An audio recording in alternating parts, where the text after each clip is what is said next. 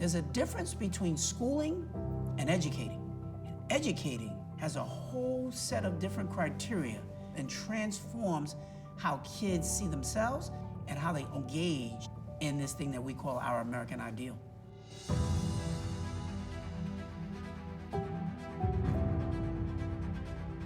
There's a horizon out there, and our children are going to explore that horizon because we're forward-thinking administration, and that is our focus and that is our push. And so I thank you for being here with these children and letting them know that they matter.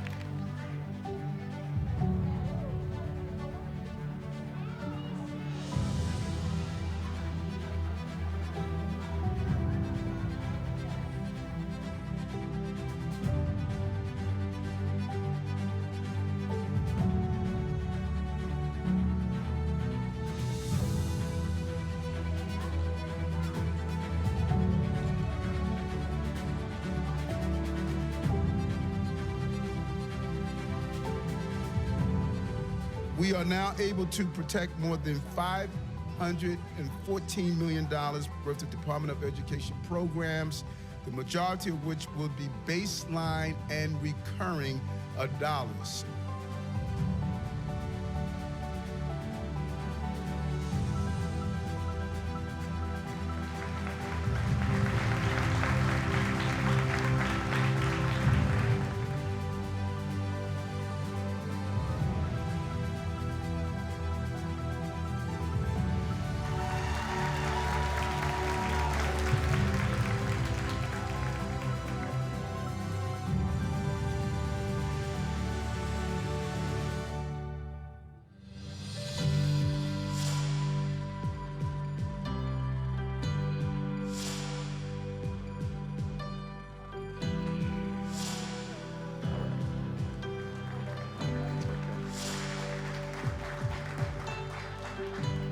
Nothing has been more important to me throughout my career than how I engage with families, because I recognize that these are their children, and we are charged with being custodians to help them in their journey from childhood to adulthood.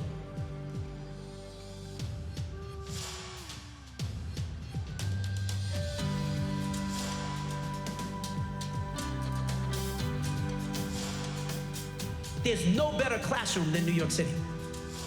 And this city needs you, this country needs you. If you can do it in New York, it can happen anywhere in the nation.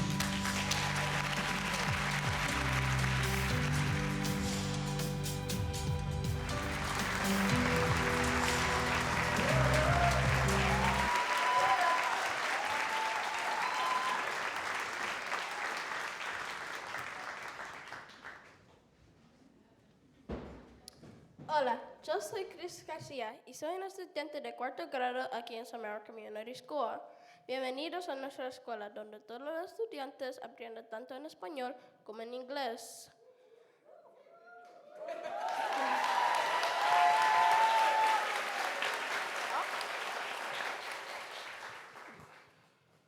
Estamos emocionados de tenerte aquí.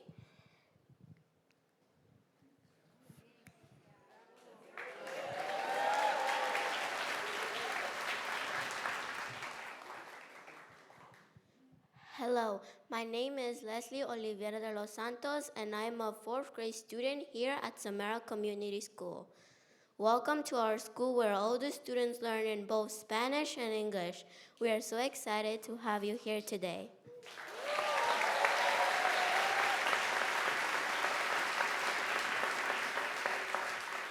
Now join me in welcoming New York City Mayor Attic Adams.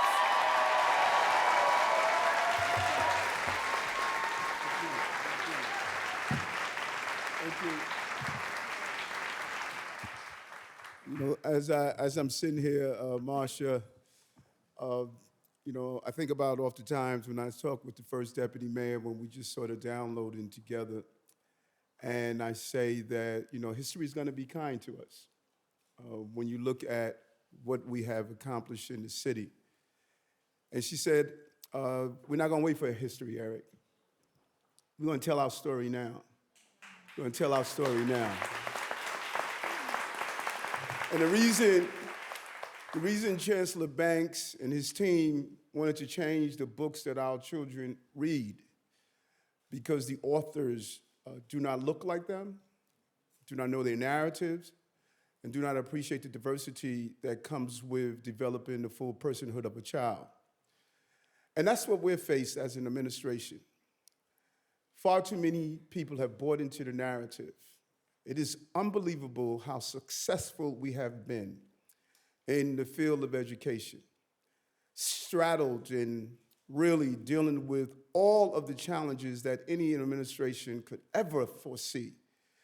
Normally you get one crisis, but we had two. We had COVID, and then we had to deal with 200,000 human beings that were trying to pursue the American dream.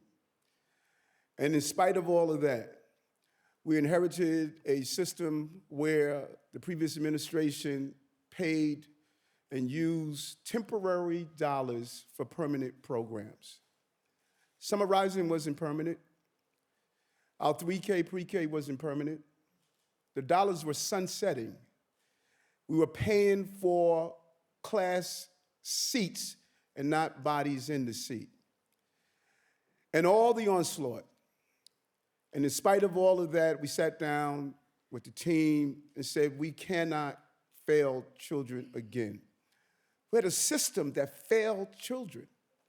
It was a downstream mindset. We pushed our babies into the river, and then we pulled them out downstreams, and people made money off the dysfunctionality of the Department of Education for years. We knew that 30 to 40% of young men at Rikers Island were dyslexic, but we did nothing about it. And you cannot ignore the fact, because when you see the dysfunctionality of education, it impacts all children, but specifically Black and brown children. Why were we paying so much to educate our children and we were getting a failed product year after year after year after year? I cannot help believe that if the educational system were failing children of other ethnicities, you will see a total dismantling of the educational system. We were dispendable. And I'm one of them. As a child who was dyslexic, that didn't believe I could learn, thought I was dumb, and didn't see the reason of going to school. That is what we've done. These numbers before us are the facts. We're outpacing the state in reading and math. Outpacing the state. Gotta look at the numbers. You have to really look at the numbers. And so his story is not our story. We are going to tell our story. And I'm going to ask you, all of you, to start being the advocate for a school system that is working. Look across the globe, folks. All across the globe, the same demographic of children are failing. All across the globe. That is what we're up against and what we're fighting. That's what this chancellor is doing. And we don't always get it right, but we are not afraid to say, let's try another way. We're not afraid to say we have to dig deeper and find solutions. It is mind-boggling to me that people are blaming us for the fiasco of the 3K pre-K. We inherited a mess. We inherited a mess. We inherited a mess of the food that we was feeding our children, that was feeding healthcare crises. I was the sole candidate on the campaign trail that said we're not removing school safety agents from our schools that protect our babies, that we heard from them over and over again that they wanted a better relationship with their school safety agents in the police department.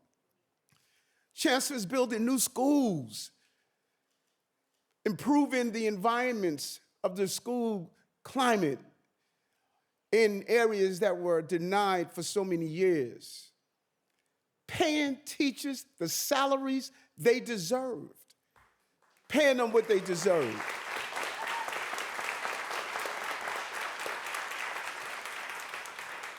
And so Leslie and Chris is an example of the product that we're producing. It is unbelievable that we believe children should only learn English in our school system. I mean, what are we thinking about? We have a city with all of these different nationalities, all of these different languages, the brain development of a child would acquire a different language at an early age better than waiting until they become an adult. And we're not leaning into that. That's the arrogance of a European mindset that the only language that should be known is one language, English. These babies should learn all these different languages to communicate with each other. Huge challenges. And I've been clear since day one. Go look at what I ran on. Public safety, improving the lives of our children, affordability, building housing, taking on these tough choices. I'm an urban mayor. There's never been an urban mayor. Where the heck did you ever see a bald-headed, earring-wearing mayor in the history of this city? And so, yes, I have an urban attitude. And I come with, we know. I am you. I'm one of you. Blue-collar mayor. Blue-collar mayor. Know your struggles and know what you're going through. Don't let the narrative hijack our success and what we have done, particularly those of you who are educators. They break your spirit every day. You come in with all of the challenges of running your own personal lives. And then you have to come in the classroom and see babies who are coming from environments where they're struggling every day. Some of them are coming from the Darien Gap, making their way here. The thousands of children that we are educating. Some of them are coming from domestic violence situations. Some of them are coming from homelessness. And in spite of all of that, you have to find a way to make that child believe, like Ms. Pasternak did for me, my third grade teacher. You're pouring into these children, and you should be proud of that. And making our children world-class leaders is what this chancellor is inspired to do. We are here, and we know, Chancellor Banks and I don't know when the last time you had a chancellor and a mayor from the public school system. Came up through the public school system. If there's no greater indicator of what you could become, the chancellor of the largest school system in the country and the mayor of the most important city on the globe is public school educated.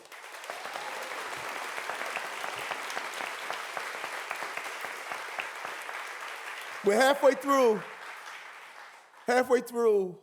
our run, 2.5 years of doing impossible. People told us it was going to take, how many years, Sheena? They said it was going to take 5 years.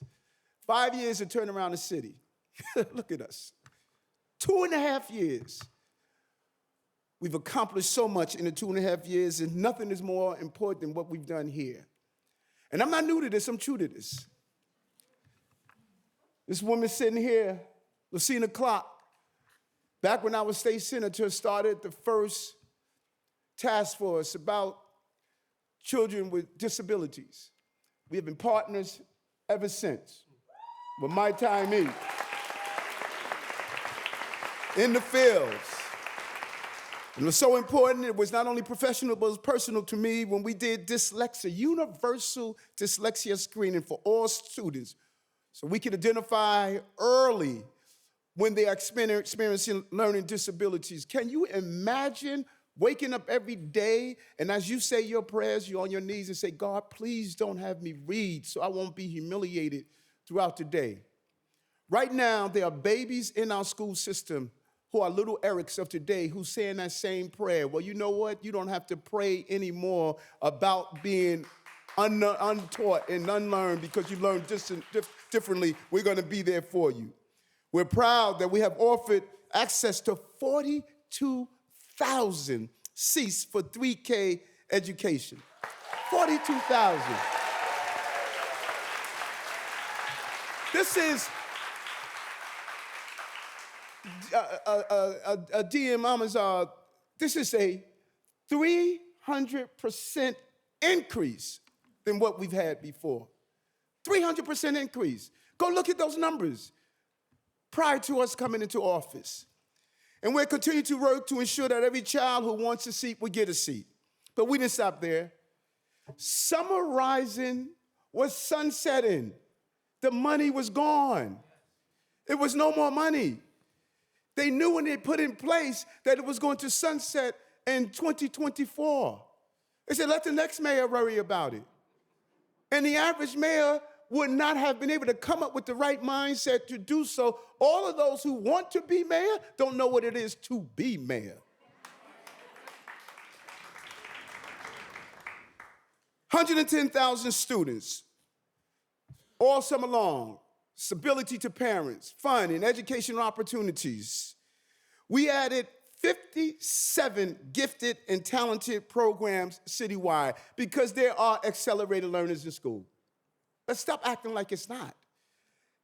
And hooray to Chancellor Banks for not just going with the narrative and the minority who yelled the loudest, but making sure we allow those accelerated learners to continue to excel and learn. We added over 26,000 classroom seats through major constructions and modernization. He's opening 9 new schools. And I hope he talk on some of those 9 schools that he's opening. 9 new schools. Expanded our dual language program, recruited bilingual teachers, and made it easier for teachers to get bilingual teaching certifications, meaning we can now reach more multilingual language students, and they can talk to their classmates to learn their language at the same time. That is how you develop the full personhood of a child. Not only academically smart, but emotionally intelligent to understand that we're in a universal world that we live in right now, and you better be a universal leader of the future. Including the Future Ready NYC.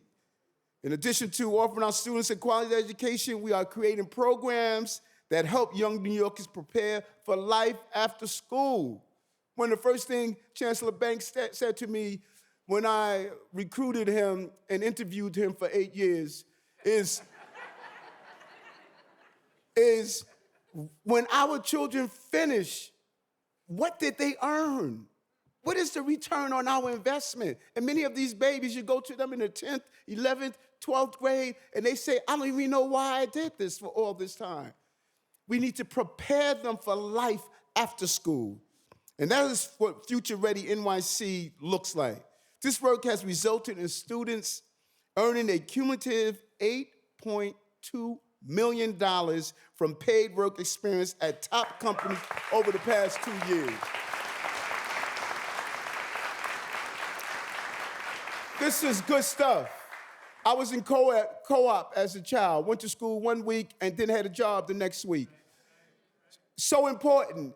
It took me out of South Jamaica Queen. It showed me why you tie a tie, how to shake hands, how to be in an environment where you feel uncomfortable and intimidated, how to understand what people expect from you. And that is what this is all about. We have also partnered with New York City Kid Rise. We're really proud of this DM, First Deputy Mayor Sheena Wright, and bringing the team together because when you seed a college education, the children are more likely to attend college in the process. Early starting to seed those college education was important. Allocated more than $30 million for college savings for more than 200,000 students.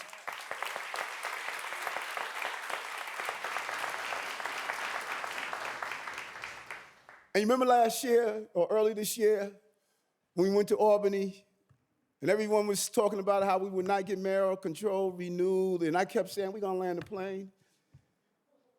Not only did they renew it, they put it in the budget, what everyone said was impossible to do.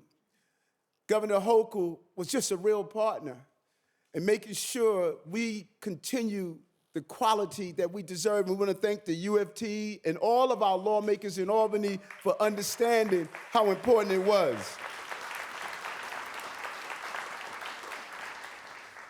Teachers were leaving here constantly because we were not paying them what they deserved. Settled the contract. 94% of our contracts we settled. And we were getting 96 and 98% ratification rates.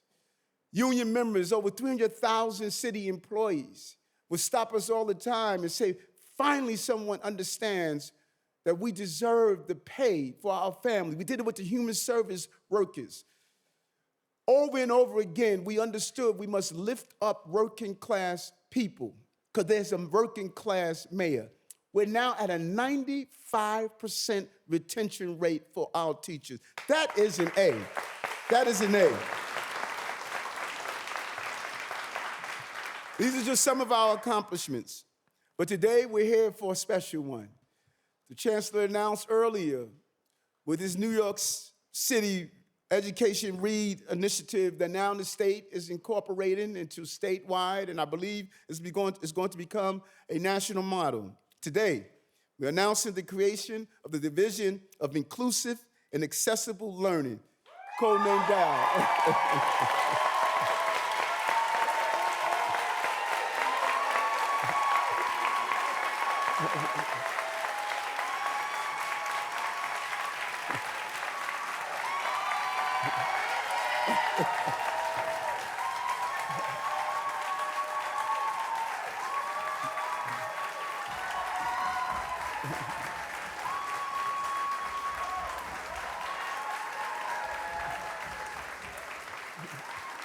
Come here. Come give me one. Come give me that pom-pom.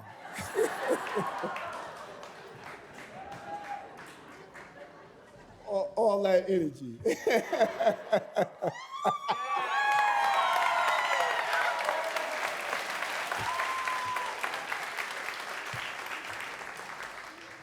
Why are you seeing that energy? This division, we're going to put $750 million, a $750 million budget that is in this whole body of work, and 1,300 staff to elevate and support the needs of multi-language learners and students with disabilities. We're bringing in a real leader in Christina Folty to handle it.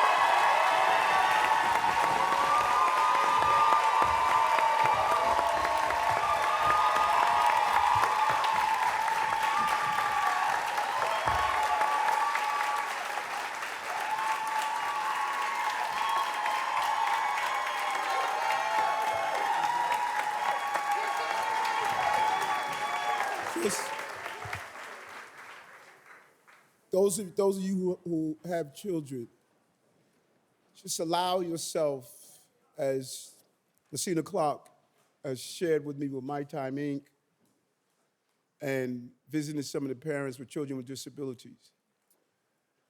We knew what was happening in these districts.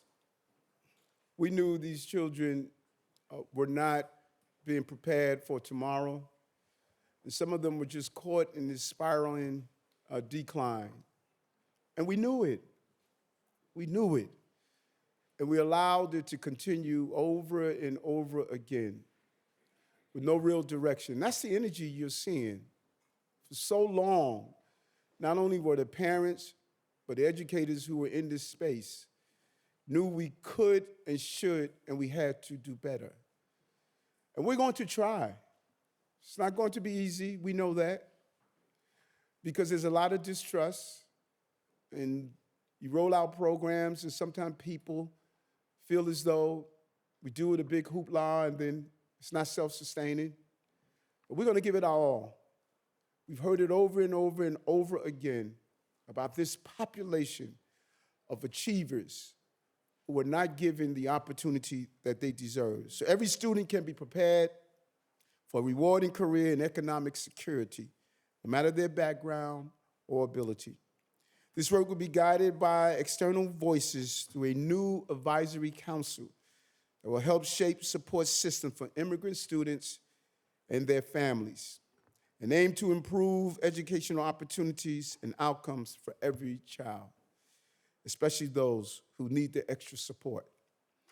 The fight is personal. And yes, it's professional, but it's personal. It's personal to many of us that have gone through the feeling that you don't belong, you don't have a future, and that there's no opportunity for you. We can turn this around. And that's the facts that we are fighting for. That equality of opportunity is the mission of the heart of public education, from universal pre-K to our selective high schools and technical training programs. New York City students have every opportunity in the world to learn, grow, and succeed. And the cultural economic diversity of our school system is unmatched anywhere. And the education is in that diversity, believe it or not. It's more than what's on the pages of the books, but it's the stories and the narratives of the students who attend the schools. We're going to expand the educational experience outside the four walls of our buildings. They must know the systems that they live in and the communities that they live in. Folks, that's why we're seeing so much hate right now. That's why we're seeing so much anger, so much angst, because our children have not explored their communities. They don't know what it's like to walk into a mosque, a synagogue, a Baptist church, a Buddhist temple. They don't know what someone's wear a yarmulke, a hijab. They don't know what it is to have a turban. They don't sit down across the table. They know people who look like them, talk like them, eat the same food, listen to the same music, do the same thing. Many of our children live in 1 square mile their entire lives. That anti-Christopher Columbus theory is going to be dismantled under this administration. They're going to explore the world and the globe. These are not MetroCard leaders. These are passport leaders. And one of the goals we have, that every baby that graduates from high school, we want them to have the passport with their diploma in their hands so they can start exploring the globe. That is what we want to accomplish. Don't limit their scope. If you can be a doctor in Manhattan, you can do it in Manchester. If you could be an architect in Bed-Stuy, you can do it in Belgium. The globe needs to be explored, and we need to put them on a pathway and direction of doing that, and that is what we accomplish. But that's not all we're announcing today. I'm really proud of this, and I want the Chancellor to go into debt. Building on the double-digit increases in math. I don't know if you heard me. Double-digit increases in math. Math scores now with our students have already achieved.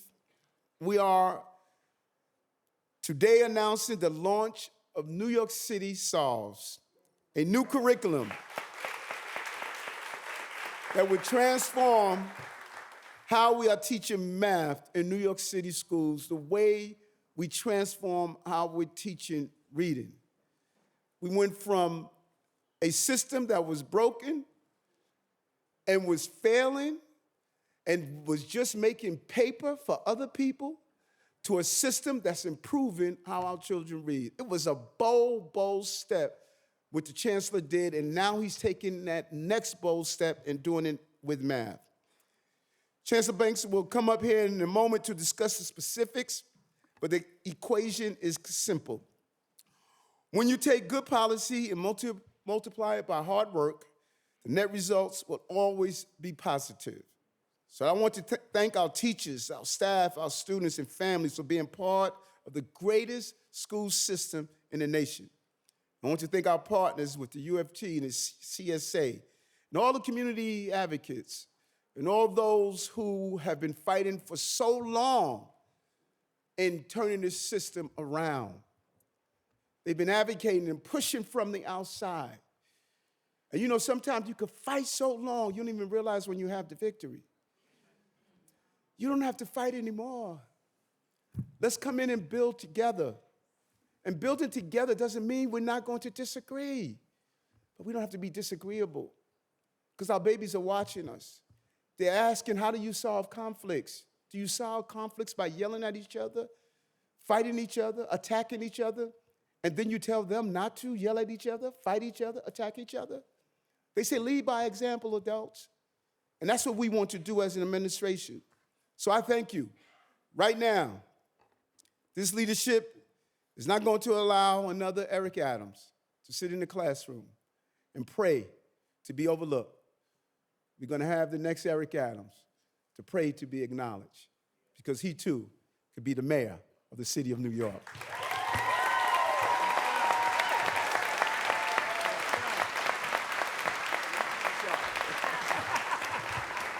Now I want to bring up the Chancellor of the greatest school system on the globe, Chancellor David Banks.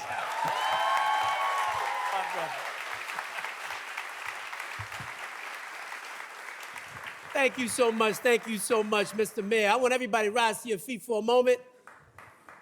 And I want you to talk to the person next to you, behind you, in front of you, and say, we're already winning.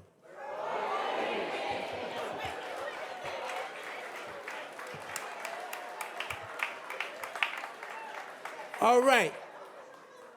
You can have a seat now.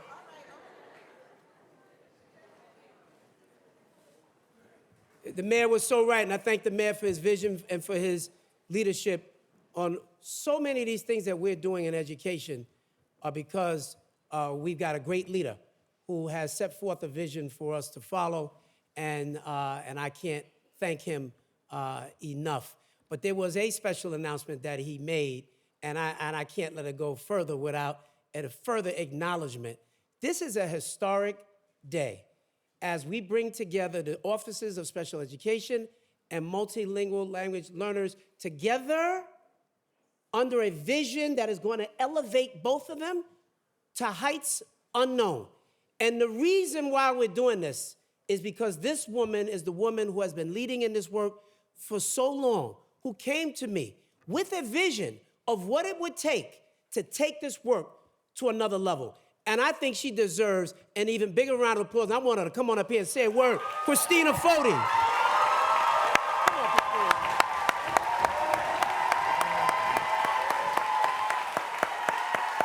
Thank you, everybody. Thank you, Chancellor. Thank you, thank you, thank you. Thank you. Thank you so much, everybody, for being here. Thank you, Chancellor. Thank you, Mayor. We are so grateful for this opportunity, and I think the reason you're hearing this energy today is we've been waiting for this moment. We've been waiting for the moment to elevate our children, to acknowledge our children, to say that, as the mayor so beautifully said, Eric, we see you. We know you're going to succeed, and we're going to make sure you're set up for success. And we're seeing it already. We have our autism programs and students in our autism programs graduating at 95% four-year graduation rates. We have our EverL students graduating at 91% graduation rates. So we know what to do. Now we need to make sure that every classroom, every school is doing it across the system. And we feel we're in really, really wonderful hands with our Chancellor and are so proud to be part of this exciting time. Thank you. Thank you. Thank you, Chancellor.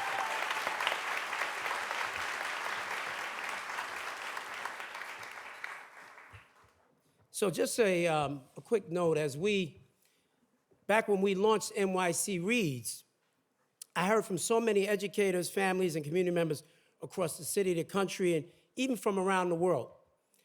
People were excited about what this shift to the science of reading would mean for all of our children. But sometimes that excitement was also paired with a question, and that question was always, but what about math? See, so as much of our schools struggle with teaching or reading, many of them also struggle with effective math instruction. And this struggle manifests itself in all of the data. So listen to this. In 2023, half of our students in grades 3 through 8 were not proficient in math. And that was an improvement from the year before. And nearly 66% of Black students and approximately 64% of Latino students scored below proficiency. I don't know about you, but I think that is wholly unacceptable. This trend persists into high school. In 2023, 42% of our students did not even pass the Algebra 1 Regents exam by the end of the 9th grade. And this problem isn't unique to New York City.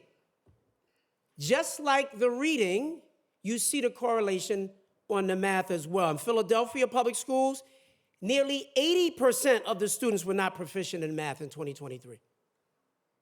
In Chicago, it was 82.5%, and in Detroit, 91% of the students in the city of Detroit scored below proficiency. It's outrageous.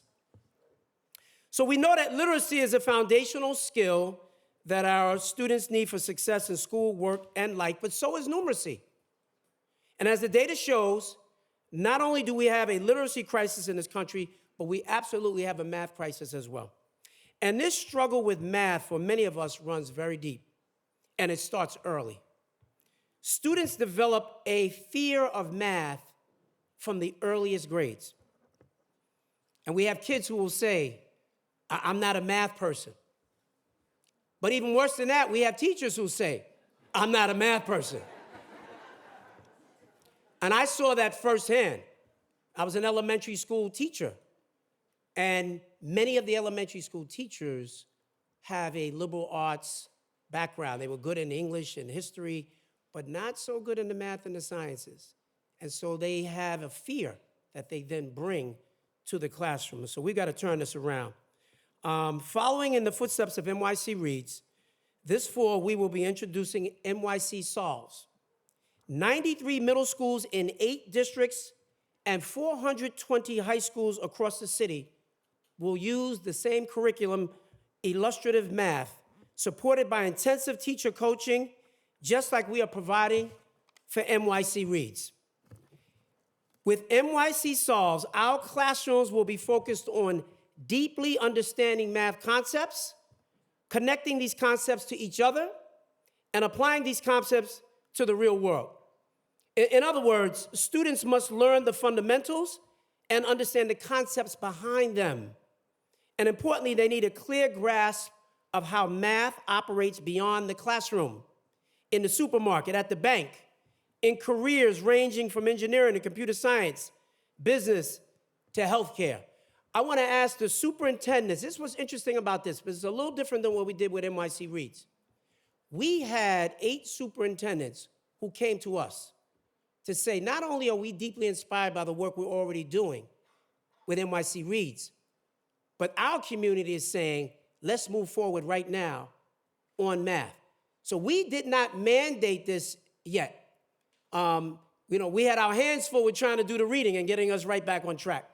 But to have these superintendents step up and say, we are ready for that next challenge, and we want to move forward in doing that, I think is just exemplary. And I just want to ask those superintendents to stand. Superintendents McGuire, Vaughn, Padilla, Rosado, Alvarez, Cintron,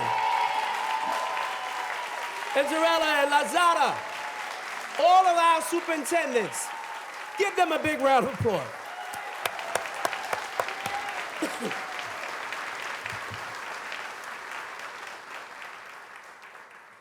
I want to thank you for your vision. You didn't have to lead, but that's what I call, that's leadership.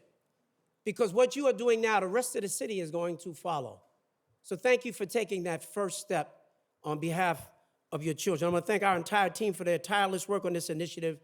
In addition to our superintendents, our principals, all of our educators who are going to bring NYC Solves to life in our classrooms.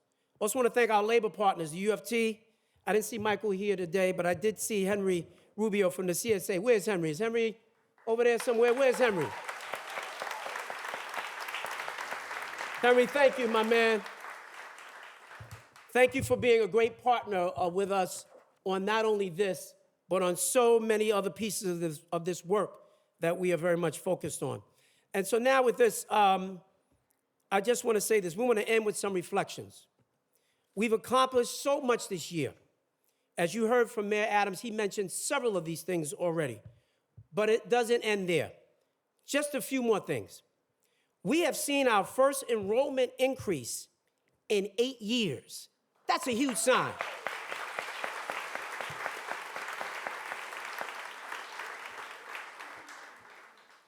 To keep our children safe, we have completed a total of almost 500 safer access door locking installations. All of our elementary schools, and by the end of the summer, all of our middle schools will be fully secured.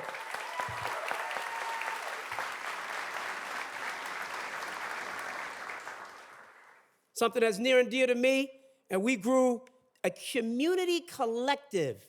So this is not just school safety agents, it's not just the NYPD, it's not just the folks who work in the schools. It's the community, the village, that has to raise the child. And that's what Project Pivot represents for us.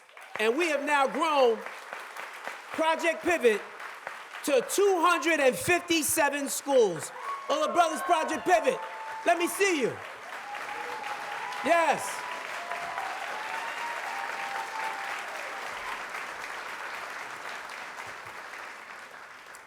We've offered training to teachers to ensure that schools conduct 2 to 5 minutes of daily mindful breathing with students. That's something the mayor said walking in the door. In fact, the mayor was talking about this 8 years ago when he was interviewing me for this job. That is something that is missing, and it is so critical. Something that would seem so simple, just 2 to 5 minutes, just to pause and let's reflect and just let your mind be at ease. That is a lifelong skill that we are continuing to develop for our children. They need it for their own mental health. And I got newsflash, many of the adults in this room, you need it too. The mayor talked about the work that we've already done with our modern youth apprenticeship programs. We've supported over 400 students into paid internships and 30 different host sites. We've launched our first climate action days, Emma. And with the sanitation department, we've scaled curbside composting to 100% of our K-12 schools. We are paying attention to the environment. It matters.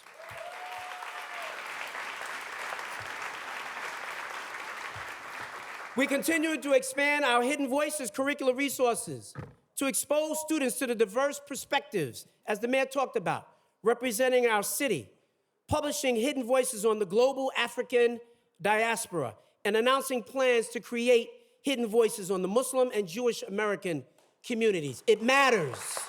It matters.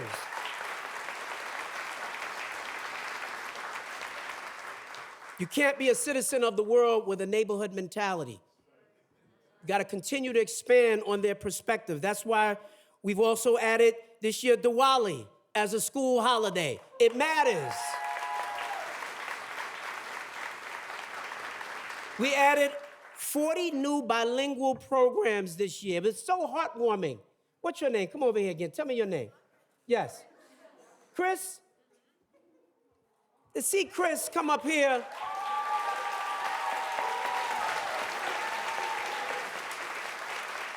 And speak so fluently. Just wonderful, amazing. Chris, you are just brilliant. It's written all over your face. We need you. New York City needs you. Thank you. Thank you, my man.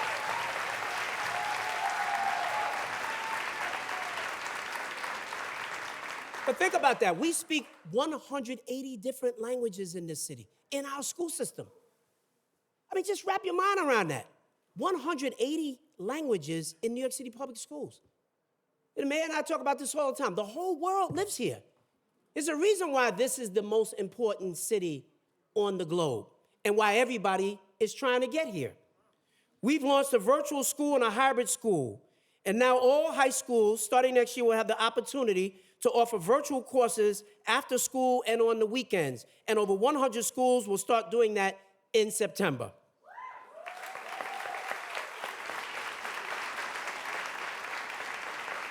We are looking ahead to AI, the next frontier in virtual learning, and an opportunity to completely transform the way we do schools. Pay attention. AI is going to absolutely dramatically change how we are doing schools. Right now, you hear people talking about it as though it's just going to help teachers be able to do their lesson plans a little bit more efficiently and a couple other things like that. The very nature in which we do schools is going to dramatically change.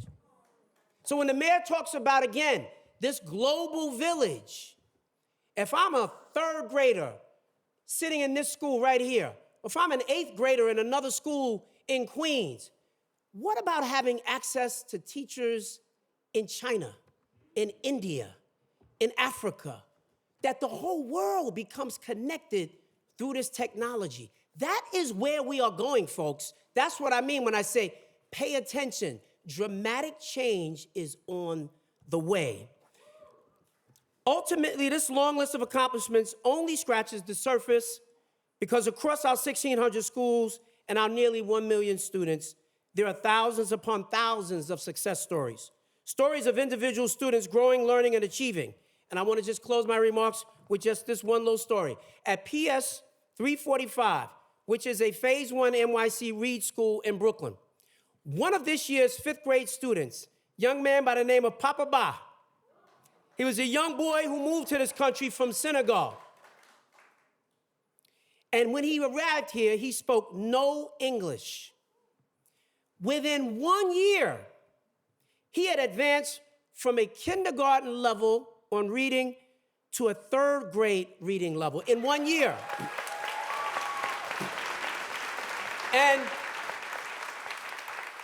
And when he graduated last week, he received the Principal's Award for Future Scholars.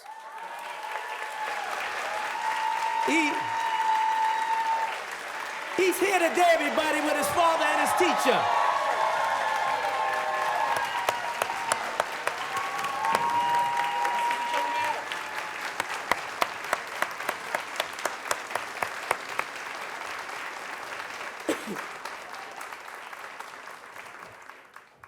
Papa Ba, you represent the best of what our entire New York City school system is all about. We love you. We're not going to let you down. You have a wonderful, loving family who is right here with you, and everybody else here is with you too.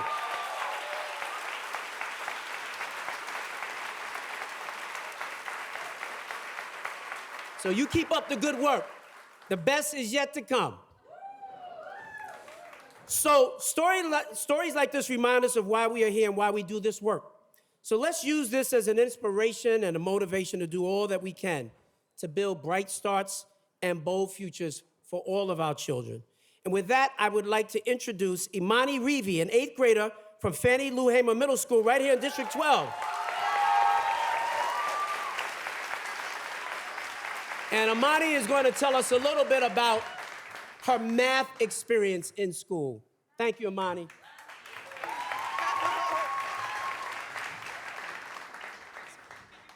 Oh, yes. You take your time. Take a nice deep breath. Nice deep breath. That's right. That's how you do it. Take another one. Real deep breath. That's how you get the butterflies out. Okay? And now you go get them. You're going to be great. Hello, my name is Imani, and I am an 8th grader at Fannie Lou Hamer Middle School. I've changed a lot of my feelings about math because of the fact I've had amazing teachers and engaging lessons.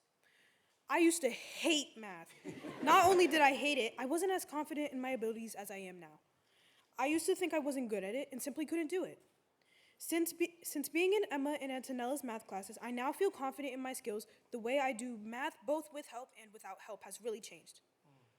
I enjoy math, and I actually love learning about math, both new and old. Specifically, finding the volume of cylinders. That has to be my favorite. Having lessons that are not only engaging, but interactive, and being able to get the help needed to succeed in math has really altered the way I feel about math as a whole. I find this really important because keeping kids engaged and having fun while learning is what makes the biggest impact in how we learn. It's what gets us motivated and excited to learn about math and want to better ourselves. It makes us feel confident in our abilities, which is what I know actually happened in my case. I've also found that being able to clearly discuss my thoughts and feelings and opinions with my peers in math class has not only affected the way I view others' opinions and methods for solving questions in math, it's also opened a gateway for me to find different methods for solving questions that make it easier or faster than before while actively learning from those around me. I know I can work with others in my class to solve difficult problems. Next year, I feel confident in my ability to tackle any math challenge that comes my way. Yes. Yes. Thank you. Thank you. Great job.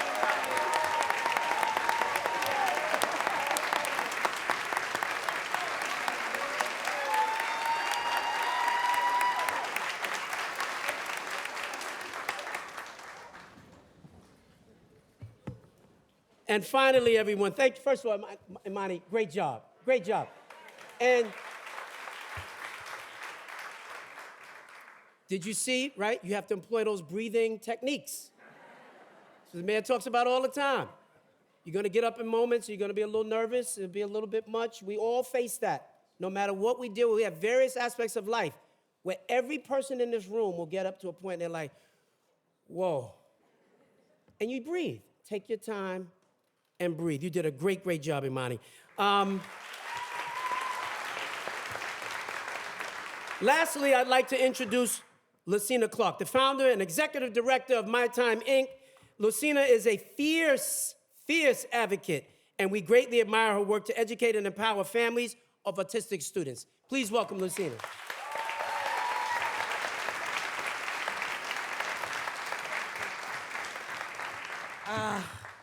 Good afternoon, everyone. First, I want to say thank you to my Eric Adams, our mayor. I've known him for ages, when he began in our community and, being an educator for over 30 years. And recently opening, I can't say recent, 18 years is for recent for me because if you know my age, I'll be 60. So this, when you love the work you do, this is how you feel and you look. I want to thank the Chancellor and everyone on this panel, especially Christina.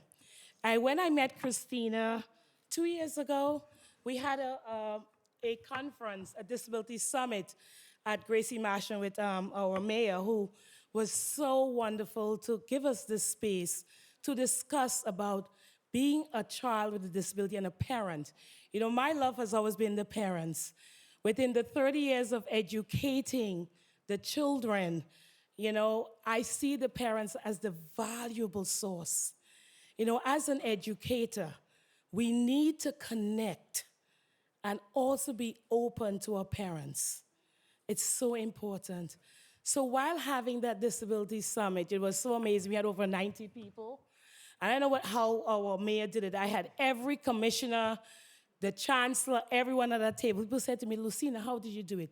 I don't take these things for granted because I'm a believer. I know when things are to happen, and I know when my God has placed me in places, I need to be here. So thank you. I remembered on Friday, one of the things we do at My Tummy, first of all, I'm the executive director of My Tummy with my amazing husband, Wayne Clark, which Christina got to meet. He can be very opinionated, but he's always correct in most of the things that he does. So Friday, I took some of my parents. What we do in our program is really empower our families, empower our parents to be the best that they can be, despite whatever is going on. So on Friday, my Denise is my assistant. She's an amazing parent. I want to thank her for just being my right hand, my left hand, all my hands in doing the work. So Denise, stand up because I have to acknowledge the people who really pushes me to do what I'm doing in serving parents. So on Friday, she sent me a text. I take the parents to a gym, the third Friday of every month, because I feel that what Eric was saying, our mindset, your mindset and gratitude every morning is so important. So she sent me a text and, I listened to certain people, talking about life and, God and whatever. And the text was destiny meeting. And I'm saying to myself, destiny meeting? I didn't look at the text because I was at the gym, we were working out, and then Christina had called me. She said, a surprise for you. I'm like, a surprise? Tell me, because I like surprises. I like to know, so I'm prepared. And then right after, I checked my text, and the text was saying destiny meeting. He said, you will be placed in places that you'll never, ever think you've been in because you're an agent changer. And that's my goal for many years. My intention and my purpose is to create a community where our parents, the educational system, the governmental system, whether it's the state, the federal, work together. No one asks for a child with a disability. These children are your gifts. I tell parents, be careful how you unwrap your gift, who you place your gift with, and who you give your gift to. And they themselves are gifts because so often society have told them, you have a child with disability, you're broken. You're not worthy. You're not worth it. And then they internalize that. So when we talk about our children having issues or concerns, because our parents are not as loved as they should be, we need to take the time as educators to listen. I'm telling you, I have some parents that are pain in the butt. I'm going to tell you all now. You are. But however, when you use your voice the right way, you can get what you need. When I heard, the speaking here with Chancellor and Eric and the changes, the transformation, I am so elated to see and know that we have an administration that is listening, actually listening and being on the forefront. I know whenever I call Christina and her team, Carson and Stephanie and all of them, with an issue or concern for a parent, it is taken care of. And it's not because I'm who I am, but it's about the relationship we form with people. And we tend to forget that. The relationships are very important. I always tell people, I'm here to be used, but be careful how you use me. No, it's okay. We are in a system of using one another. But it's also, you should realize, if I have one hand, I need another hand to clap. So as we continue on this journey, I am so excited about parents being more involved. I tell the parents, I know I get governmental funds. If this is not the place for you, don't waste my time, because this is for your children. It is for you. If you don't set your mind and yourself to where you need to be, there can never be changes. So you got to pull up your socks. You brought us a gift. How you treat your gift is so important to the way we will treat your gift.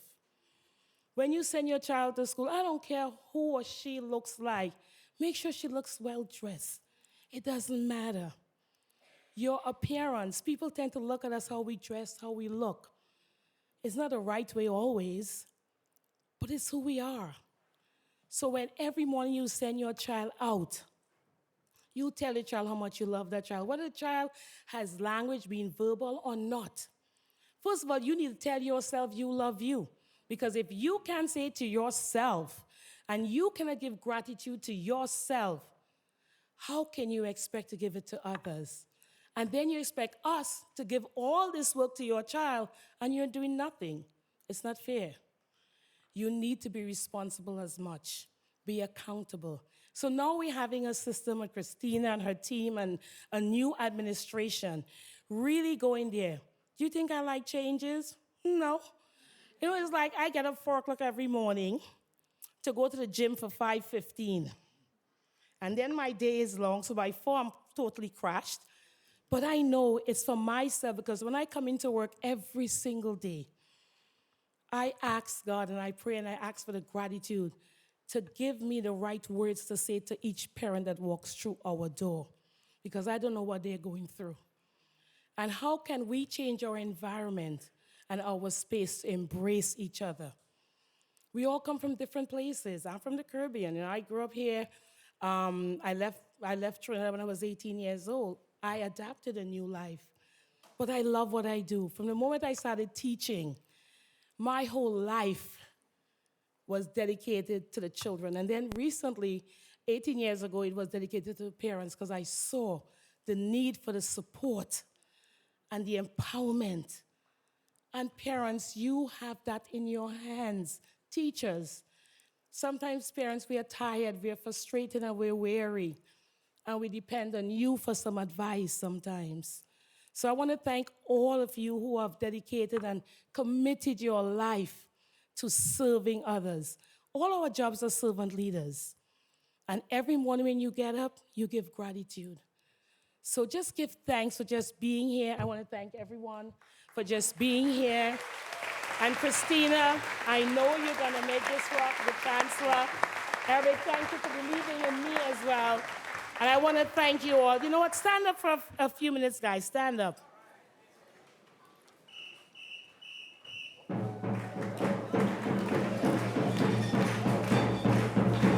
This is your band.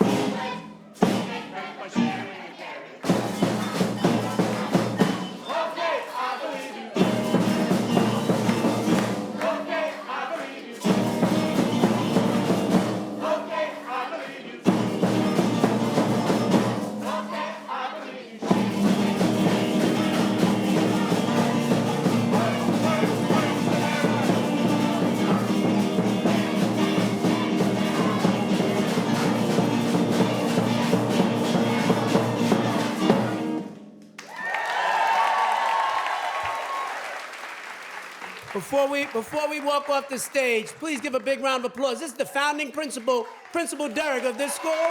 Thank you so much. Thank you for your leadership. And one final thing, and I'll say this deeply from my heart. In the 2.5 years that we have been here, we are winning. We are winning. We are making tremendous strides in education, and we have a long way to go.